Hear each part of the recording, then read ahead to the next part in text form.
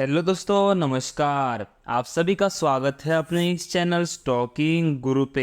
इस वीडियो में हम लोग बात करने वाले एक ऐसे स्टॉक के बारे में जिसने ऑलरेडी मल्टी बैगर रिटर्न्स बनाकर दे दिए हैं एंड क्या अभी उसमें उतना पोटेंशियल है कि आने वाले टाइम में और ऐसे मल्टी बैगर रिटर्न्स बनाकर दे सकता है। तो उसके बारे में हम लोग इस वीडियो में आज बात करने वाले हैं। स्टॉक का नाम तो आप लोगों ने थंबनेल के ऊपर देख ही लिया होगा, दीपक नाइट्रेट। हम लोग इस कंपनी के बारे में आज सारी की सारी एनालिसिस करने वाले हैं, तो वीडियो को पूरा एंड तक देखना, बिल्कुल भी स्किप मत करना।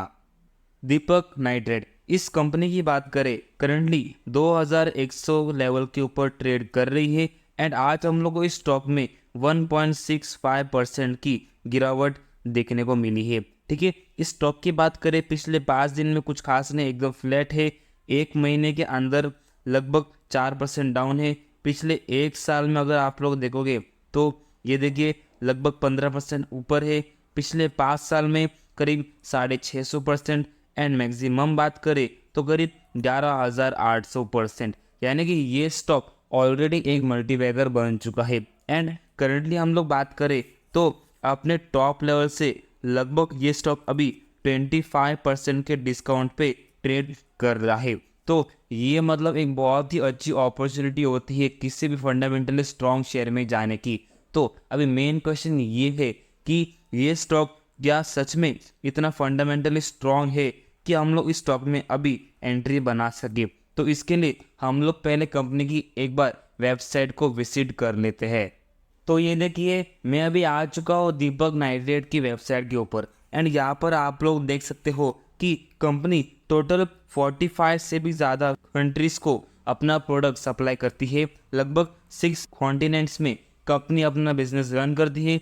56 से ज़्यादा एप्लीकेशन से 1000 के ऊपर इनके पास कस्टमर से एंड 100 के ऊपर इनके प्रोडक्ट से। यानी कि कंपनी का आप लोग बिजनेस देख सकते हो कि ऑल ओवर द वर्ल्ड हम लोग को फैला हुआ देखने को मिलता है। ये देखिए, मैंने पूरा का पूरा मैप ओपन कर दिया है। अब अगर आप लोग यहाँ पर देखोगे तो अमेरिका में यूएस हो गया, कनाडा हो गया, मैक्सिको हो गया, देन ब्राज़ील हो गया, यहाँ पर कंपनी अपना बिजनेस ऑपरेट करती है।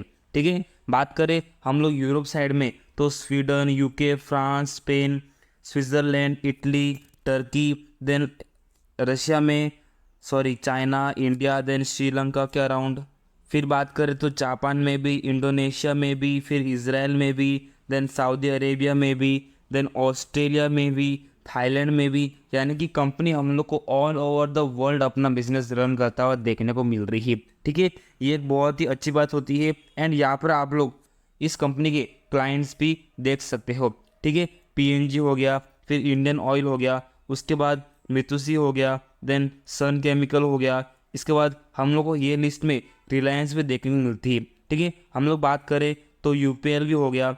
उसके बाद अगर हम लोग देखने जाए तो ये देखिए कि इनकी क्लाइंट लिस्ट हम लोग को बहुत ज़्यादा बड़ी देखने को मिलती है। ठीक है, ये देखिए यहाँ पर रिलायंस भी आ गया, फिर एस्टीमेन भी आ गया। यानी कि हम लोग को इस कंपनी का बिजनेस बहुत ज़्यादा फैला हुआ देखने को मिल रहा है एंड कंपनी के पास बहुत बड़े बड़े क्लाइंट्स भी है। ठीक है, ये तो मतलब बहुत ही छोटी लिस्ट है, हम लोग को इससे भी बड़ी लिस्ट इसकी देखने को मिलती है। यानी कि हमारे इंडिया में जितनी भी बड़ी बड़ी कंपनी से हम लोग को सारी कंपनी इस कंपनी के क्लाइंट्स देखने को मिलते हैं। ठीक है, ये कंपनी काम करती है केमिकल सेक्टर्स में एंड हर किसी कंपनी को जो कि मैन्युफैक्चरिंग में काम करती है उस कंपनी को केमिकल्स तो लगते ही है। ठीक है, एंड दीपक नाइट्रेट बहुत अच्छा काम कर रही है ये इंडस्ट्री में। अभी हम लोग बात करते हैं कंपनी के कुछ फाइनेंशियल्स की। तो यहाँ पर आप लोग देखिए कि कंपनी स्टार्ट हुई थी 1970 से एंड कंपनी काम करती है basic, intermediates, final, specialities chemicals के अंदर। यानी कि हम लोग को कंपनी का बिजनेस आप लोग यहाँ पर देख सकते हो। उसके बाद बात करें कंपनी के मार्केट कैप की तो करीब 29,000 CR का कंपनी का मार्केट कैप है।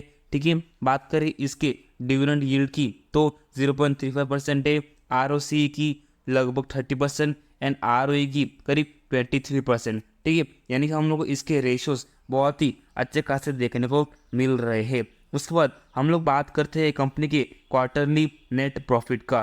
तो ये देखिए, कंपनी का क्वार्टरली नेट प्रॉफिट हम लोग को एक ही रेंज में फिलहाल तो देखने को मिल रहा है। यानी कि हम लोग को अभी एक सिंपल सी बात है कि अगर हम लोग को पूरे के पूरे सेक्टर में स्लो डाउन देखने को मिलेगा तो हम लोग को ये कंपनी में भी स्लो डाउन देखने को मिल सकता है। यानी कि हम लोग को सारे के सारे केमिकल स्टॉक्स फिलहाल अच्छा नहीं करते हुए देखने को मिल रही है।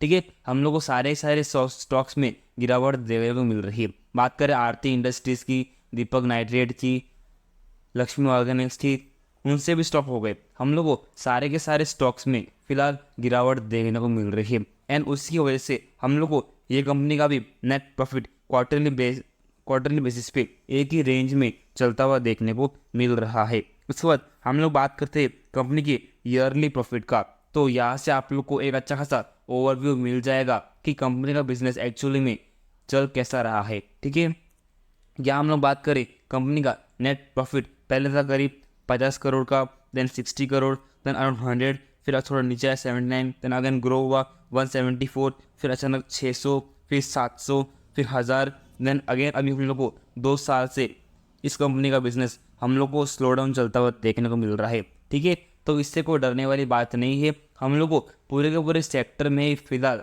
स्लो डाउन चलता हुआ देखने को मिल रहा है, इसलिए ये सेक्टर के सारे स्टॉक्स हम लोग को नीचे गिरते हुए देखने को मिल रहे हैं। तो इस कारण हम लोग को ये स्टॉक में इन्वेस्ट नहीं करना चाहिए, ऐसा आपके माइंड में नहीं होना चाहिए। ठीक है, कंपनी की बात करते हैं सेल्स ग्रोथ की, तो देखिए पिछले 5 साल में करीब 37% से कंपनी की सेल्स ग्रो होती हुई देखने को मिल रही है।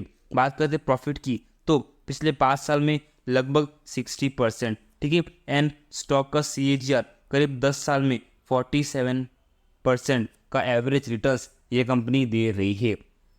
यानी कि बहुत ही बढ़िया स्टॉक है, आप लोगों को लॉन्ग टर्म में अच्छे खासे रिटर्न्स बनाकर दे सकता है। अभी बात करते हैं हम लोग कंपनी की शेयर होल्डिंग पैटर्न की, तो फिर आप लोग यहाँ पर ये देखिए प्रमोटर्स के पास है लगभग 49%, FIs के पास करीब 6%, DIs के पास लगभग 18 से 19% एंड बात करें पब्लिक की तो करीब 25%। यानी कि हम लोग को इस कंपनी की शेयर होल्डिंग पैटर्न भी अच्छे खासे देखने को मिल रही है।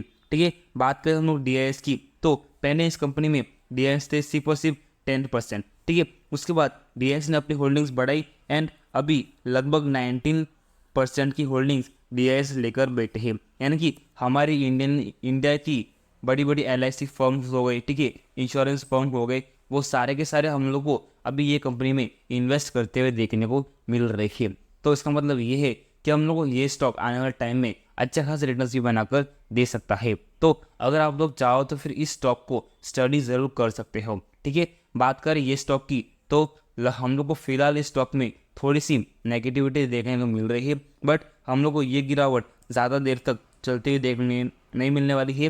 ठीक है, इसलिए अगर आप लोग चाहो तो फिर इस कंपनी में इन्वेस्टमेंट करने का प्लान कर सकते हो। तो आज की वीडियो में इतना ही, मिलते हैं नेक्स्ट वीडियो में, तब तक के लिए नमस्कार।